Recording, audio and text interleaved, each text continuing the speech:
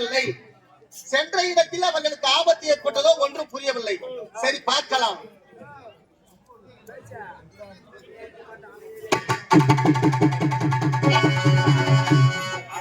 மாவிலை தோரணங்கள், வண்ண விளக்குகள் எவ்வளவு அலங்காரத்துடன் ஜொலிக்கப்படுகிறது இந்த ஏமலோகம். இருந்தாலும் பரவாயில்லை.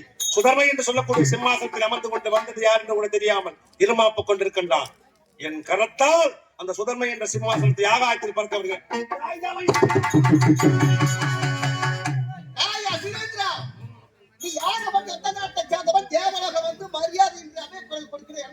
சப்த சாகரத்தை ஆளக்கூடிய சுந்திரன் உபசுந்திரன், இளையவன் உபசுந்திரன் வந்திருக்கின்றேன். சரி, இந்த தேவலோகம் எனக்கு அருமையாக வேண்டும். இந்த தேவலோகம் உனக்கு எனக்கு தான் மாமனம் மச்சான். மனம் பெற்றிருக்கும் சைலன் மனம் பெற்றிருக்கின்ற சமயத்தில் தேவலோகத்தை அருமையாக்கிக் கொள்வது என்னுடைய வழக்கம். ஆகையால் தேவலோகம் எனக்கு அருமையாக வேண்டும். உனக்கு இங்கு வாழ்வதற்கு இடம் கிடையாது. எனக்கு பார்க்கலாமா? ஆத்திரத்தில் அருமையாக பேசுகிறாய் அசிரேந்திரா. இந்த தேவலோகம் நான் வந்தது தவறு என நினைத்து இந்த பாதத்தில் மீது மன்னிப்புக்கு நான் உனக்கு பிச்சை கொடுக்கின்றேன். மன்னிப்பா? ஆமாடா. நானா உயரத்துல வாடா கிட்ட வாடா வாடா கிட்ட வாடா அட வாடா கிட்ட வாடா.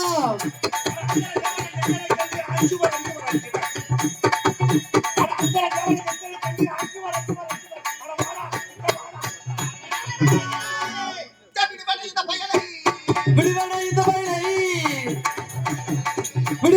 பயலை ஓடி விழுந்தால் தேடிய கொள்வேன்.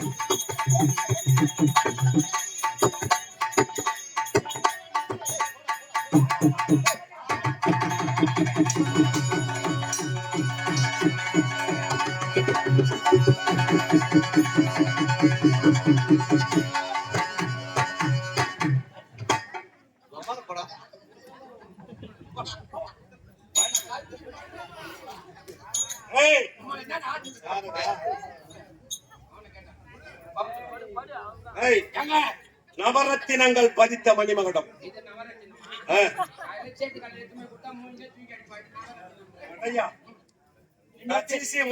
முதுகெலும்பினால் செய்யப்பட்ட வச்சிராயுதம். மணிமுடி திருப்பி போடுறான். திருப்பி போட்டுப்பா.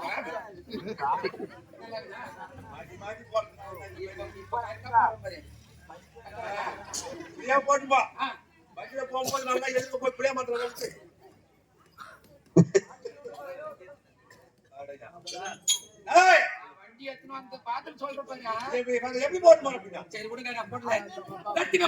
கைப்பற்றி விட்டோம். அந்த தேவேந்திர கரத்தில் இருக்கக்கூடிய வஜ்ராயுதம் சுதர்மை என்று சொல்லக்கூடிய சிம்மாசனம். இந்த சந்தோஷமான செய்தியத்தை அண்ணனுக்கு சொல்ல வேண்டும். ஆமா இருக்கா அண்ணன்?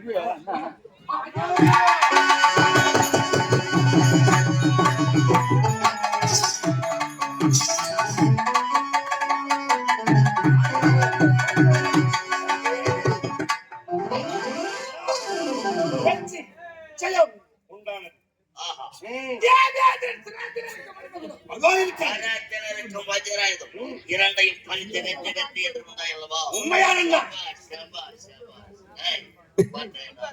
என் தம்பி எப்படிப்பட்டவன்? இந்த முடியை தேவேந்திரனை சிறையெடுத்ததை அறிந்து அனைத்து தேவர்களும் பயந்து ஓட்டோட்டமாக ஓடுகிறார்கள். அவர்களை விடக்கூடாது. ஏதாவது ஒரு சூட்சுமம் சொல்லுங்க. அவர்களை விடக்கூடாது என்றால் நீ வடபாதையாகவும் தென்பாதையாகவும் ஒரு பாதை செல்ல வேண்டும். அவர்களை பார்த்தா வடபாரிசமாக நீங்களும் தென்பாரிசமாக நானும் சென்று தேவர்களை பிடித்து சிறையெடுக்க வேண்டும். அதானே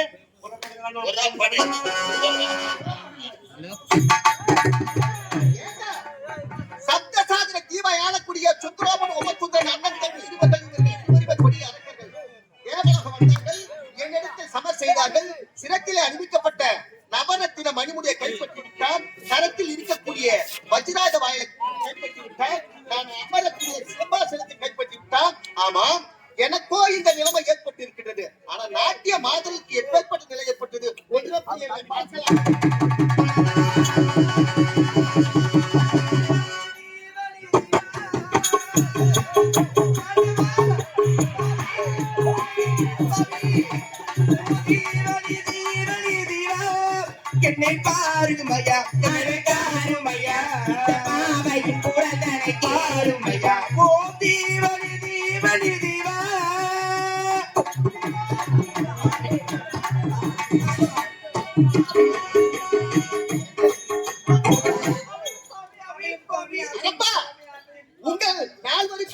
ஏற்பட்டு விட்டதா?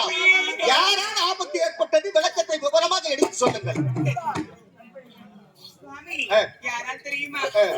சப்தசாகரத்தில் வாழக்கூடிய சுந்தரனுடைய தம்பி உபசுந்தரனை போட்டு அடியோடு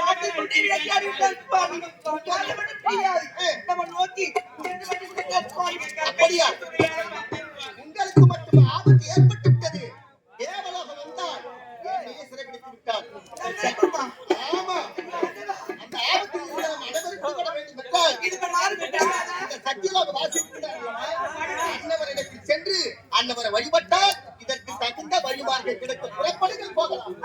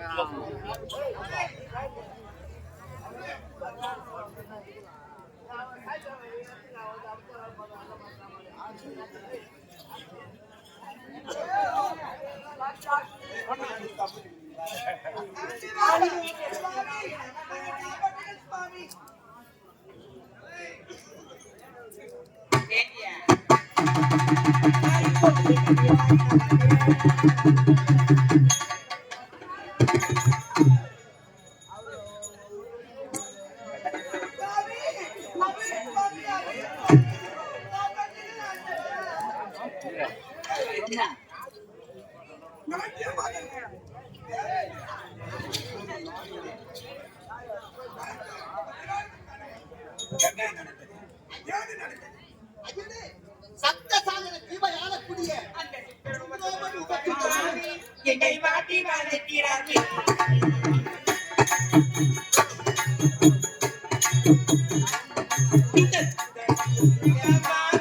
எங்களை மாட்டி வளர்க்கிறார்கள். போகுதே தேவர்களாவி, போகுத தேவர்களாவி,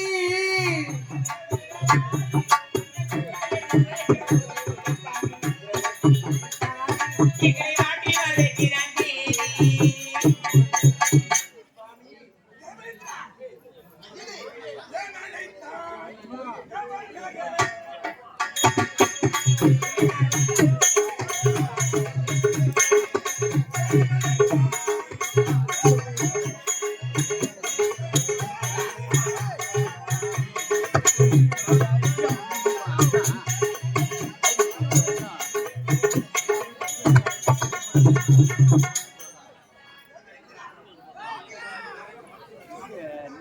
ஆமா, தெரியவில்லையே. என்ன நீங்க உங்களால் தான் எங்களுக்கு இப்பேற்பட்ட பாவம்.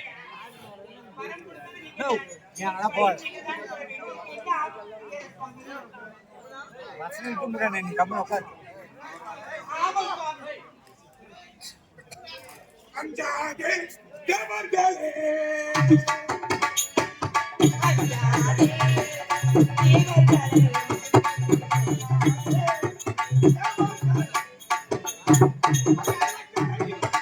ஒரு நடிப்பிலே அந்த அடிப்படை ஒரு நடிப்பிலே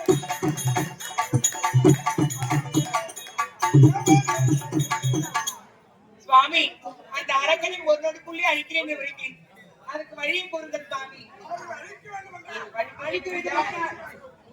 என்னது? ஏய், வேற என்ன? மார்க்கம் உண்டா? ஓஹோ.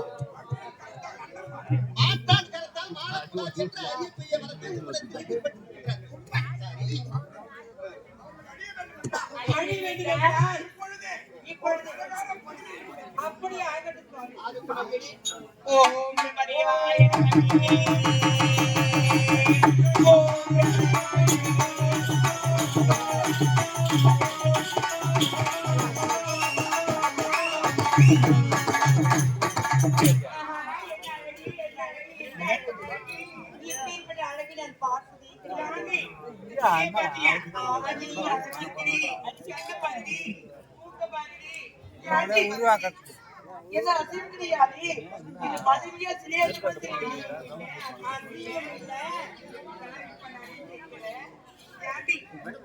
சுவாமி அழகான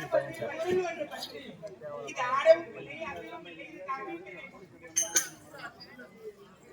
பொருள் ஒன்று படைத்து விட்டீர்கள். ஆடத்தினை அசித்தவைக்காரர்கள் தேசம் தன்னை எதுவும் கிடையாது. கிடையாது. இது உண்மையிலே பதிவுதான். அப்படி என்று ஆராய்ச்சி பார்க்கிறீர்கள். ஏற்பட்டிருக்கும். ஆமா சுவாமி.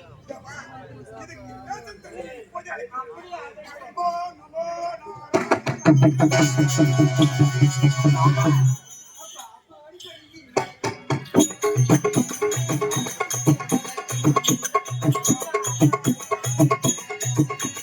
அப்பா அப்பா அடிப்பணிந்தேன் வணக்கம் உன் ஆசை மகள் அடிப்பணிந்தேன் வணக்கம் அப்பா அப்பா அடிப்பணிந்தேன் வணக்கம் உங்கள் அன்பு மகள் நான் பணிந்தேன் வணக்கம் உங்கள் பாதம் நான் பணிந்தேன் மலர் தூவி வணங்குகின்றேன்